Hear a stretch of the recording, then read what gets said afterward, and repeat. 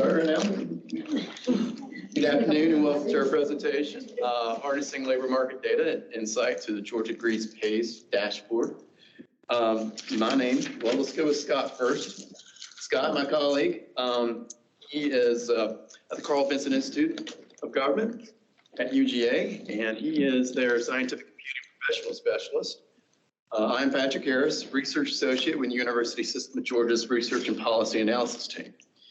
And if you guys have any questions, just do us a favor, hold on to those till we get to the end, and then we'll be happy to answer these questions. But there's so much ground to cover, we're just going to have to skip that every once in a while because there's a lot of content. Okay, this is the landing page. It's easy to find. If you go to usg.edu, and so it's right there, just click on that. And this is, again, the landing page for the University System of Georgia. And we start off providing this new dashboard. So everyone can take a look at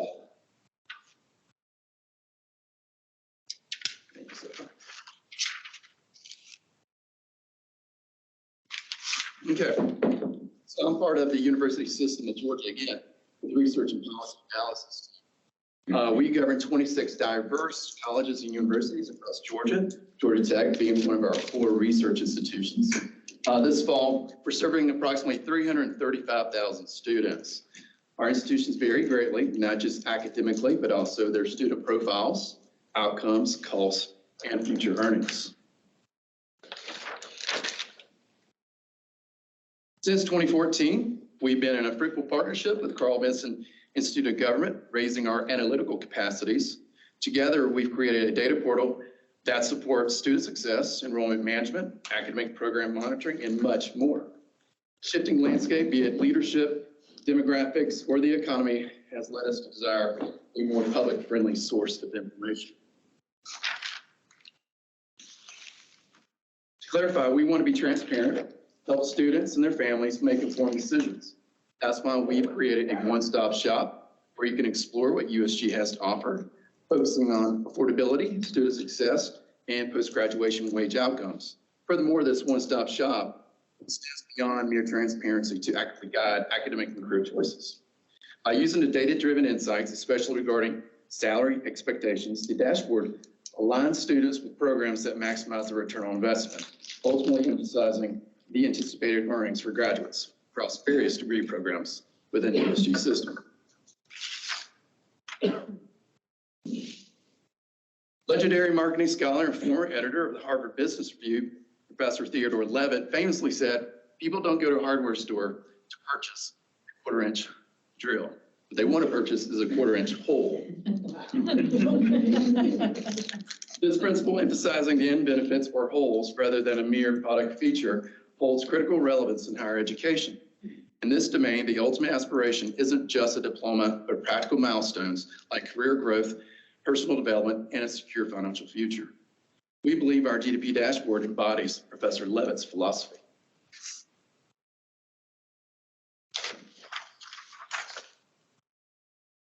This dashboard wouldn't be a reality without a working group. Includes experts from the Carl Vinson Institute of Government, USG's Research and Policy Analysis team, USG's Web Development team, participation from USG's Academic and Student Affairs divisions, and USG's Communications team.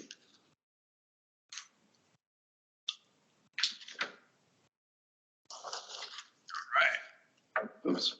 So, Power BI, we had to find a tool that was customizable but yet polished. So came Power BI. It provided, it was a product that incorporated our vision. Sorry, I shouldn't have drank caffeine for lunch. It goes right to your heart.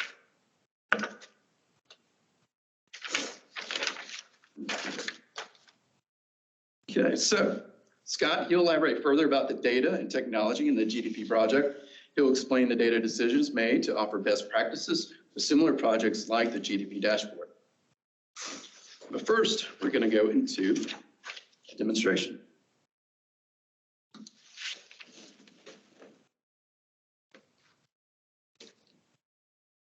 All right, great. Again, this is our landing page, usg.edu. Users will simply click right here. This is mobile friendly. So again, we got a lot of ground cover. I'm going to skip a couple things and explain a lot more in regards to comparing future earnings at the end of the presentation. So now we're going to go, by the way, I want to show this real quick. This little image right here, if the user takes their cursor over one of these, it will reflect the location of that institution and the name. And they can click in it to go straight to the institution's homepage. Right here, everything you need to know. I already told you all that already in the presentation. What a user can see below that is about USG. User can click that and they can see about the number information or some of our bragging points with our institutions such as Georgia Tech. Also find your school. If a user clicks this, it will match them based on their high school performance with their GPA, their SAT, and or ACT, and the system will find a matching institution where you would be admitted into. All right, let's scroll further down.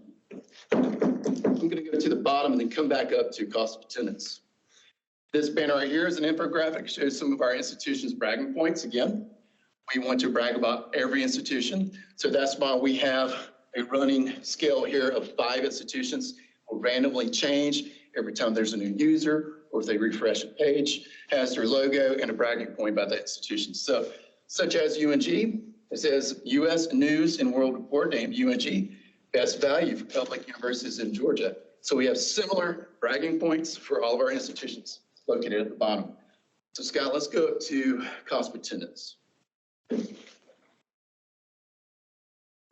All right, I'm going to pick on Barclay. Do me a favor, man. Give me 2 institutions you want to compare. University of Georgia and Georgia State.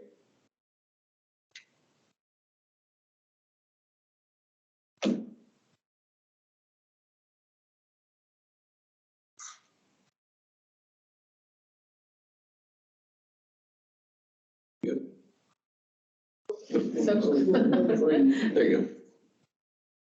So you see what Scott can do. Go down to drop down, click the radio button for the corresponding institutions, and you can see the difference between the two. These are 2 research level institutions, so they're comparable. Before we go any further, what we talked about earlier in the page, we asked the users to compare institutions within their sector. Scott, click that for us. So the ideal is to compare your institutions within the same sector. We have research, we have comprehensives, we have state universities, and we have colleges, state colleges. You can compare a state college up against a research institution if you choose to, but they're going to be very different. All right, Scott, thank you, sir.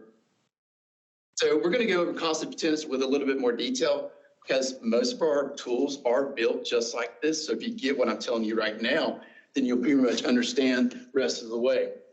So starting with this tab, cost of attendance, this section provides a description of that tab. Then the user can select residency status. So we know there's going to be a big difference in cost for an out-of-state versus an in-state, correct? It's double the tuition. So right now, for, I guess, practical purposes, we're just going to leave it at in-state for all of our scenarios. Now, if I'm a parent or a student coming to this tab, the question I'm asking is, how much is the annual cost for students? So you see the 5 metrics right there. You can obviously see tuition, mandatory fees, total cost of attendance, which includes, of course, room and board and supplies, and then the average scholarships right there. And then the net price, which is, can anyone tell me? Total cost minus average scholarships and grants. That would give you the net price. Now, if a student feels like they want a better approximation, they can go to the school's net price calculator, and we'll take them to their homepage of say, UGA or Georgia State. They can provide information about the number and household. They can provide the household's income. They can also provide their high school performance information. So it will tell the student if they're most likely going to have hope or SAIL. And so that will give a better approximation. All right, let's move on to student loan outcomes. I feel like Vanna White. You know, I always want to do that. So you can see Barclay selections, University of Georgia and Georgia State carried on in this tool. So student loan outcomes, again, what is the student or the parent asking? They're asking, how much do students typically pay at that institution or pay in loans? So this was very important for me as a parent who has a freshman in college. I thought, hey, this is the kind of stuff as a parent who's helping pay for my kid to go to college. This is what I do want to know because, yeah, I'm going to have to take out student loans. Now, what I have on my students, Parent Plus. Parent Plus information is not provided in this. It's only student. And so it's just the student Stafford loans, not Parent Plus or private loans. So these metrics we're going to answer that question again, how much do students typically pay or take out on student loans? You can see a difference. I mean, any insights right here will help me decide on, hey, Caroline, you're going to go to UGA because you know what? 23% of the students per year compared to 36% at Georgia State, right? All right, so let's go to time to degree, cost calculator. This is a tool that actually one of our regents came up with. He suggested it, and we took it, and we made this, and they're very pleased with the outcomes. Now, this right here is saying taking a full 15-hour course load each fall, which is spring as well, to graduate on time, save money, and start your career earlier. So in-state, student or the parent can select the program level. They can then select their institution, which we have UGA in there right now. And then we have, if you want to go look at UGA's tuition and fees, we can click that. Go to the net price, we can go there. But this is what's going to be the showcase right here. It says UGA standard bachelor's program consists of 121 hours. So if Caroline is taking, my daughter, I'm going to use her example, taking 15 hours each fall and spring, 4 years, 44 plus some, no missed earnings, and this is total cost. Then we elevate that to 12 hours, 9 hours. You can see how that runs up. So again, as a parent, I thought this was awesome as well. I could see in real time what it's going to look like with my student because I want her to take, 15 hours. And I told her, she was like, well, why? I said, well, let me show you this dashboard.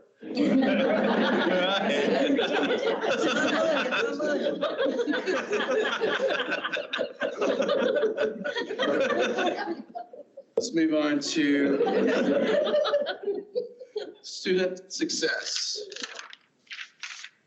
All right. Student success. Yeah, there we go. Okay, so again, this one was huge for me and my family. I had my daughter Caroline, who, after she got admitted to Georgia College, Milledgeville, then UNG, up and down Dahlonega, then UGA, and then wait, hold it, in Tech. So we knew what schools we wanted to compare. So we compared UGA versus Georgia Tech. Kind of, they're very similar, yet Tech is wonderful. And I'm coming from the system office, so I have no allegiance. Oh, no. But, that's right. But at home, it's go Dogs. So what Caroline, my daughter, wants to know is, how much success are the students ahead of me? How much success are they experiencing at school A or in school B? So they gave her a better picture of what the student body looks like and if she fits in and if it's going to work out for her. All right, undergraduate student success. Next tab. In Georgia and Georgia State.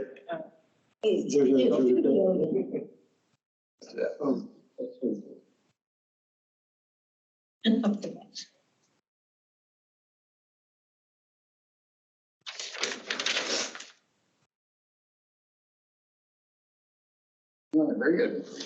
All right, so again, this right here, it provides you the description of that tab and then what questions do I as a parent or student has, what percent of students continue to pay second year, what percent of students finish their degree, how long on average does it take to finish a degree. And so comparing the two schools in the same sector, again, is comparing apples to apples. We do provide both levels, the bachelor's and the associate degrees, because yes, a lot of our institutions outside of research institutions are comprehensive, our state universities and our state colleges, they do provide associate degrees as well as bachelor's degrees. So we do have to have that in there for those prospective students. Okay, Hope and Zell. Again, the description of what this tab means, you can choose your school again. We're going to leave it at those two.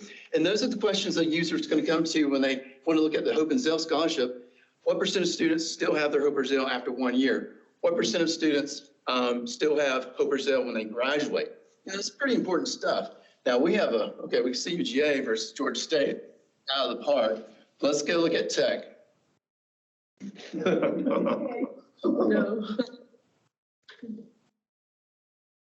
There we go. See, very similar, very similar, very similar. All right. And Caroline here. I know. I really wanted it to because when I looked at the earnings, which we're going to go to shortly, a little bit more than Georgia's. Yeah, y'all got that. You can keep it, I guess, but yeah. You got that. All right, let's go on to navigate to the next one. You can navigate around the different sections of the website. We've preloaded everything for quickness. Yeah. All right, let's go to the top real quick of this. Appreciate it. Now, this is comparing your future earnings. Again, it gives a description of that, about how it works, the data. This is important stuff. This is very important stuff. About would tell you about the information, obviously, how it works. Yeah. What is your future earnings? What does that mean? How does it work? Who is included in the data? So we have all these data source questions taken care of. And again, the data will give further explanations. Just like that. So we know who our audience is. You guys. It's very smart people. People who want to know, well, where are they getting this data? What does it mean? I have a lot of questions. All right. Thank you, Scott. Now, it has 6 separate little tools in this. We're going to go through starting with earnings after graduation, and then we're going to finish up with range of earnings by academic area. We're going to go through these 2 if we have time, but these are very important. Every one of these is very important. All right, let's start with earnings after graduation. Okay. All right, get my page out real quick. My apologies. So this scenario would be, hey, Caroline knows where she wants to go to school. She selected her school, and she has selected her program, which is University of Georgia, bachelor's degree in journalism. She has an idea of the earning potential, 1 year being green, 5 years being light blue, and dark blue being 10 years. And so a user can go in there, select their level. We also have masters, we have specialists, and so on. And then, of course, all the majors that pertain to that institution. And in writing right here, it just clearly states it out. The median salary for graduates competing in a bachelor's program in journalism at UGA after 1 year is $34,000 plus some change, $54,000 after 5 years, and $78,000 plus some change after 10 years. This kind of gives her an idea. This is where I'm going to land when I graduate. All right. Next scenario. Okay, so future student, this is a scenario, is now 100% sure, therefore exploring options. So what we have here is applied mathematics, biochemistry at Georgia Tech at the bachelor's degree level. What is this answer? It examines the salary ranges for the different majors to make an informed decision. Again, an informed decision. This is why we want more transparency, to give our students and the parents more information. So you can see there is quite a difference. So if money meant anything to me, I would say, go be a business administration management degree. You see that, Caroline? Look at there. I'm going to say. All right, next scenario. Let's go to compare between schools. Is that it? All right, very good. So this scenario, future student has selected the major, but deciding between 2 schools in the same sector.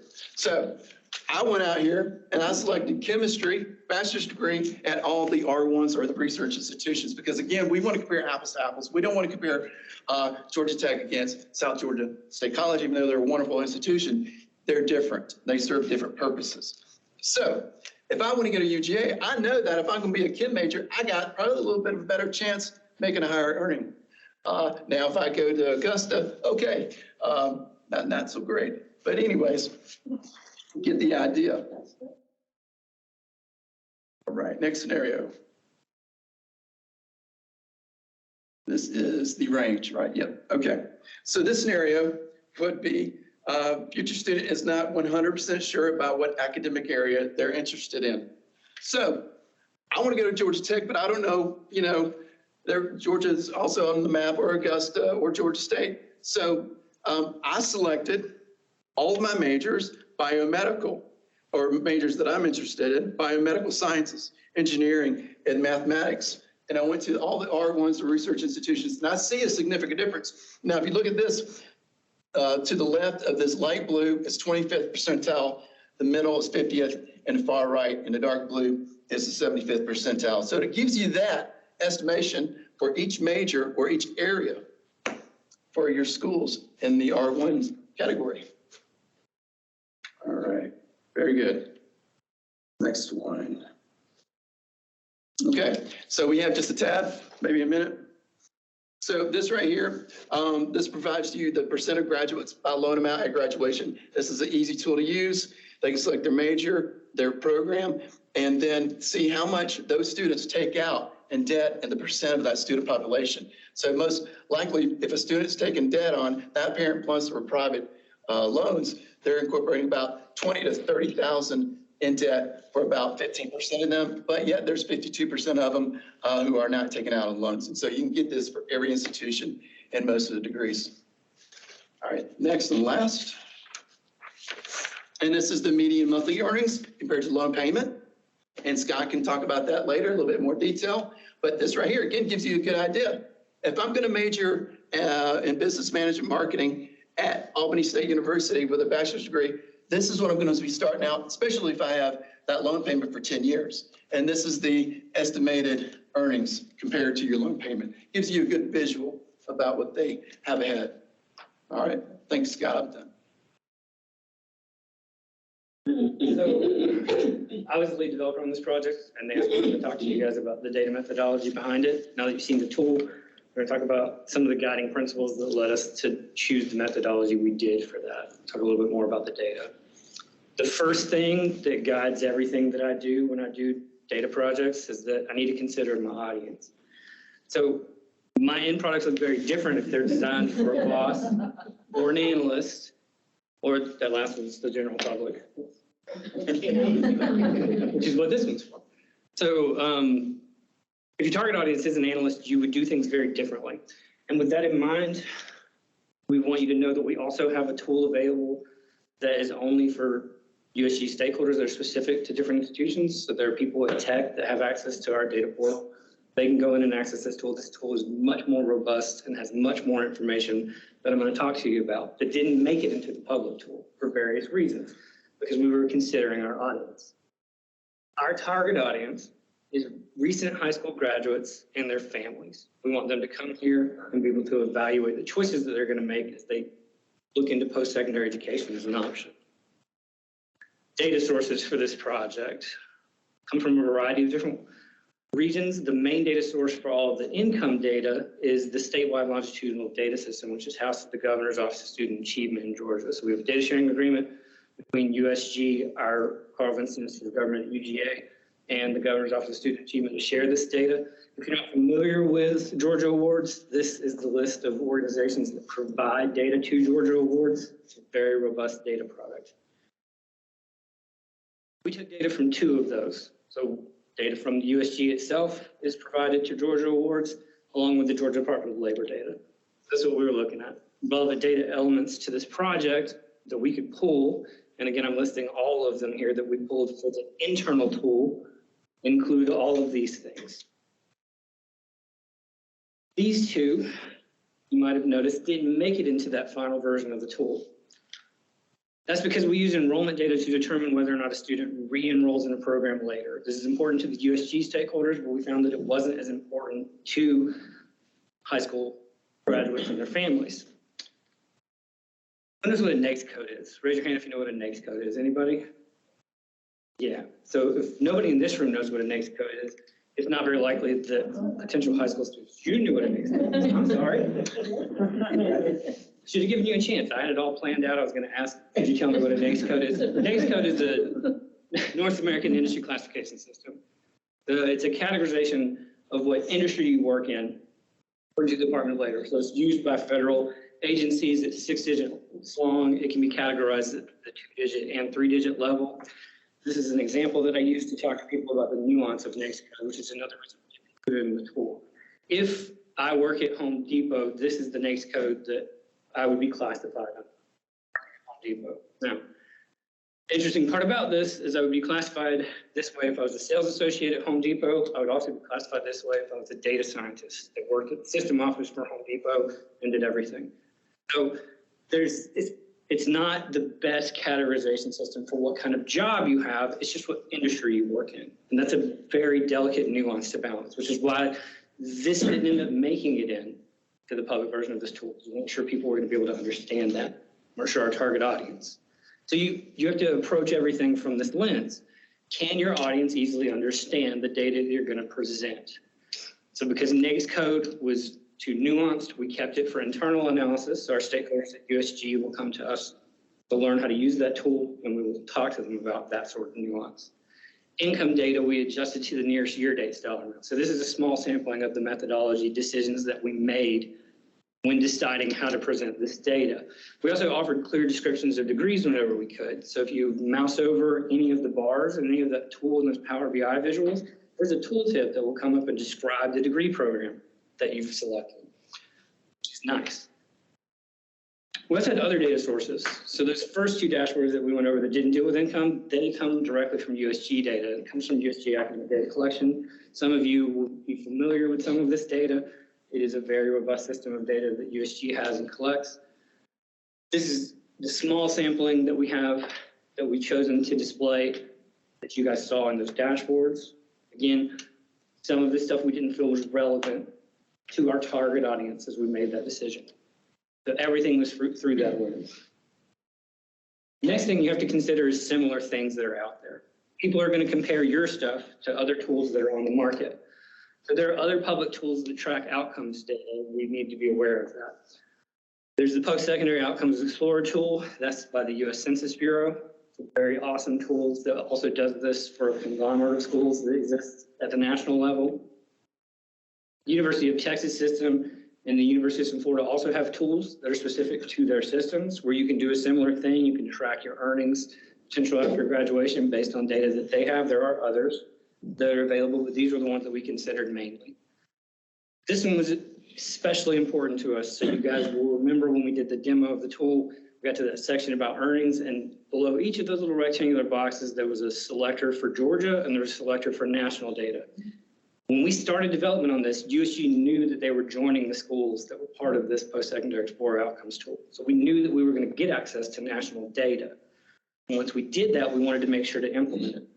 So if we were going to add the national data to the tool that only had Georgia data, we wanted people to be able to compare them. It needed to be an apples to apples kind of comparison, okay? So we wanted to match their methodology as close as possible. So I've listed some of it here. They group together graduates by 3-year cohorts. That means they take the graduates from like 2007 to 2009 and they put them in one group. And they do this for coverage to protect people's privacy. It helps them get the numbers up so that they don't have to suppress the data. Years post-graduation is defined by the calendar year instead of fiscal year. So this was a discussion point for us as we take this project on. It includes all data for graduates regardless of if they earned an advanced degree. So I'm going to pick on myself as an example. I graduated from the then Armstrong Atlantic State University, it is now Georgia Southern University, with a bachelor's degree in mathematics. I taught for a year after that as an adjunct at different institutions. Then I started graduate school at the University of Georgia. So they take all of my income, regardless of the fact that I earned a master's degree after my bachelor's degree, and they report it in this tool. It excludes part-time workers that don't earn the federal minimum wage. Part-time is defined as working at least 3 quarters out of the year. And they adjust to the most recent year of salary data present in the tool. Now, I've already mentioned some of this. You'll notice that we differ from this in a couple places. We still feel like it's an apples-to-apples comparison. But we matched all of it except for 2 points where we differed. We felt like your earnings after you earned an advanced degree, so me as an example again, my earnings after I earned my master's degree weren't really related as much to my bachelor's degree anymore. So we wanted to separate those two out. But that year of teaching is important, and it is related to that. So we report on both of those. And we report me twice in the data set, once for a bachelor's degree and one for a master's degree. This is a nice difference. By the way, all of this is covered in those sections that explain about the data and how it works. Very detailed explanations of all of that. And lastly, we adjusted inflation in the most recent year. So we had focus groups with end users, potential users of this tool, students in the state, and we asked them questions about how they perceived earnings and things like that. And we found that it would be better to adjust for inflation to the most recent complete year. But that's just today's dollars instead of maybe a couple years ago, because that's where the tool set off percentages. So we diverted from existing tools and methods where understanding the differences required a larger understanding of nuances of data, and because the feedback that we got told us that we should. And then we also diverted to ensure data coverage. So another point of difference for us is that we're grouping all the graduates within USG in the last decade or so in one group instead of doing 3-year cohorts. Didn't think doing cohort-based analysis was important to our end users, and neither did they. We've been talking a lot about apples to apples comparisons, so we wanted to make sure that you had comparable comparisons. And we showed this live in the demo of the tool. We wanted students to stay within sectors when they were doing this sort of thing. We want our audience to make sure that they're comparing schools that have a similar offering. And this comparison is included on any page where you can do comparisons between schools. And this is a small chart about why it's important. Here's 2 USG schools, Oklahoma State College and Clayton State University. You'll notice one of them offers the majority of the degree programs at the associate's level, and the others is at the bachelor level. So you would get very different outcome measures for those students. This is why this is important. In addition to those differences in degree levels that the schools offer, you see differences in degrees. This is the top 5 degree program areas for graduates of Georgia Tech on the right versus graduates in all of the comprehensive universities in the University System of Georgia on the left. You see very different makeup of programs. And because they have a very different makeup of programs, you can expect different outcomes. Specifically, since the majority of graduates at Tech were from engineering degrees, their salary outcomes could be higher, much higher in some cases. So because we want people to compare apples to apples, one of the other things that we did in considerations that we took when making choices about what to display is we removed full aggregation from both the tools. And what do I mean by that? When I did my first draft of all these tools, you had the option to look at all degree programs for all institutions. So I could select Georgia Tech and a comprehensive university, put them side by side if I was an end user, and select all degree programs. And I would see wildly different values. It wasn't really an apples to apples comparison. So it was important that we eliminate that as an option. The last step is really important. You need to make sure that you're removing barriers. So as a person that develops data visualization for a living, it is extremely important to me that people be able to understand my work. And I take great strides in making sure that we choose colorblind friendly palettes and that we take into consideration these things. Another part of this is if that's just the right decision for a lot of data visualization teams. Another part of this you might not be aware of is that if your organization is under any kind of federal oversight, you actually are required by law to do this. You will be audited if it's presented on a public website and you don't take these sort of considerations into your work process. Know also that color blindness is not the only form of visual impairment, so you have to maintain contrast ratios as well. You guys get access to these slides later. I've actually included links of some of the tools that I use to address these accessibility issues. So if you're trying to find a colorblind friendly palette, you could use the FastView. Color contrast is extremely important.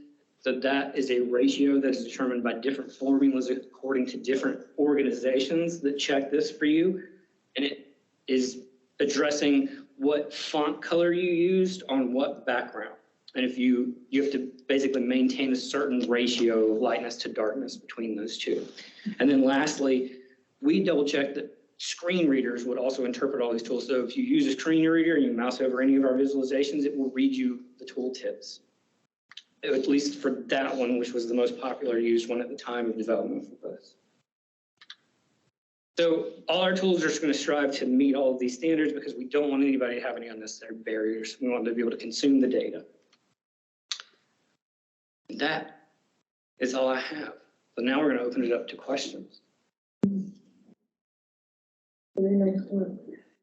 Thank you. I noticed there's a lot of focus on the USD schools, and then you have that national icon. So it also applies to schools outside of the state, correct? Not schools outside of the state for these values. So this is just USU graduates. The Georgia versus national thing is where they're working. Okay. So are they working only in the state of Georgia? Then we report their income outcomes. If they were working nationally, we get that data from the Census Bureau and we report those. So those are your comparisons for people that are staying in the state versus people that could go anywhere. Just make sure I understand that when you reported the earnings, that includes in-state if they're working here and there, the average across the board or just in-state data? So the national data includes everything. If I go back here, that one, we'll draw back to the chat thing. So anytime you select one of these visuals that has the state icon for Georgia as well as the text for Georgia, that will only be Georgia workers. If you select national, it's anywhere in the US.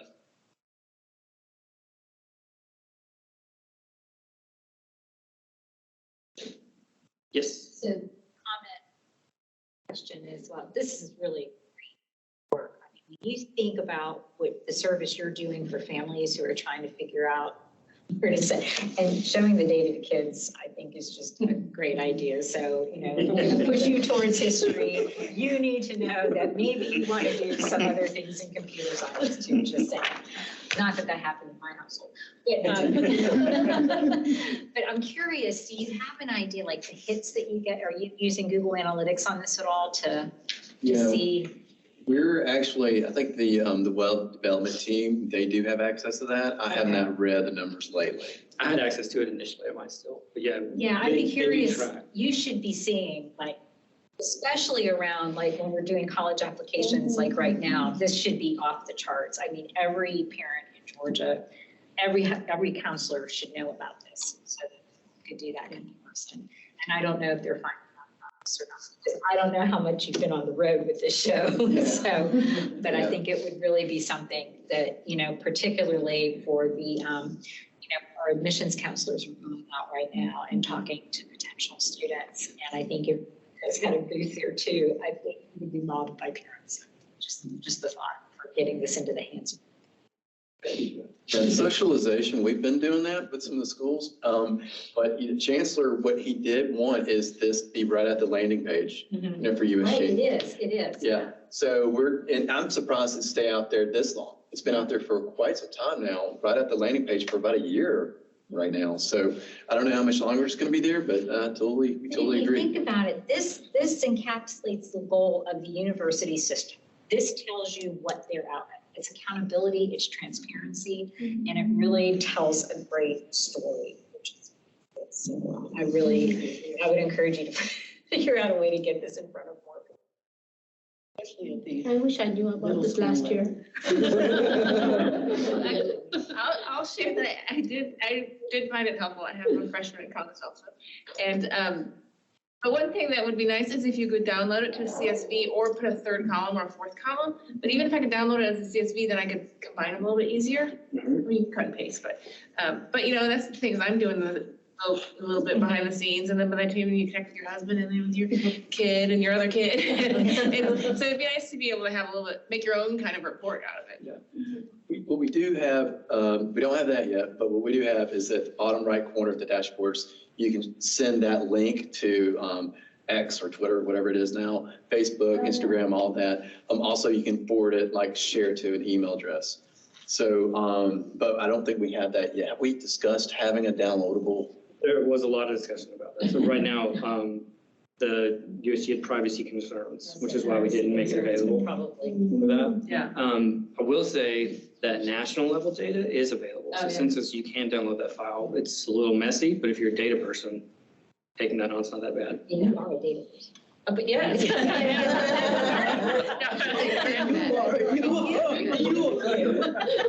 get the book, but I am in the round,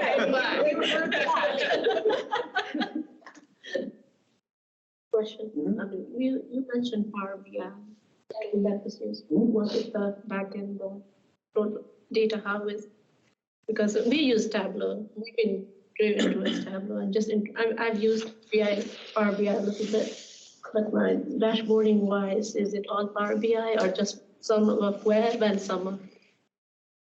So about the back end, the data we get from USG is in a series of flat files. The data we get from the Governor's Office of Student Achievement comes in a completely different form. We do all of our data processing on my team. We try to remain agnostic. My data programming language is R. So I would do all the data manipulation and analysis in R, get it ready to be consumed by somebody, and then we would type it into Power BI as a flat file. You could do anything with Power BI, so you could put it into the SQL server, or we have some data house in that way, because this is a rapid sharing thing. We wanted to keep it updated every so often. We've designed that pipeline like that. As we move to better systems, that we might refine that.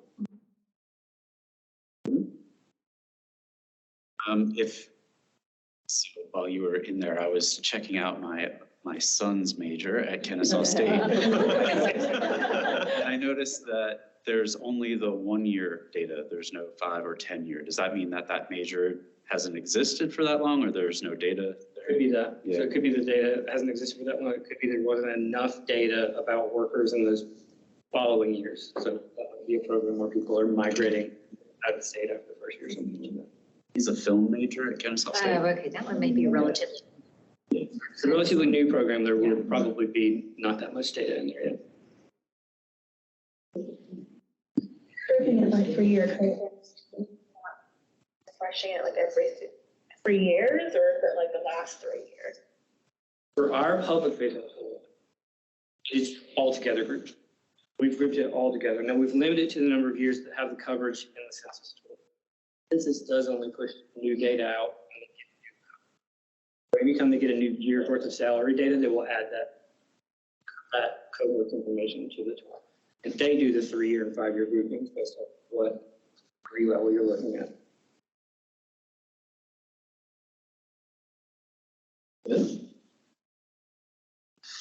It is about 1/4 after. Get 2 more minutes in your day. Yeah, thanks.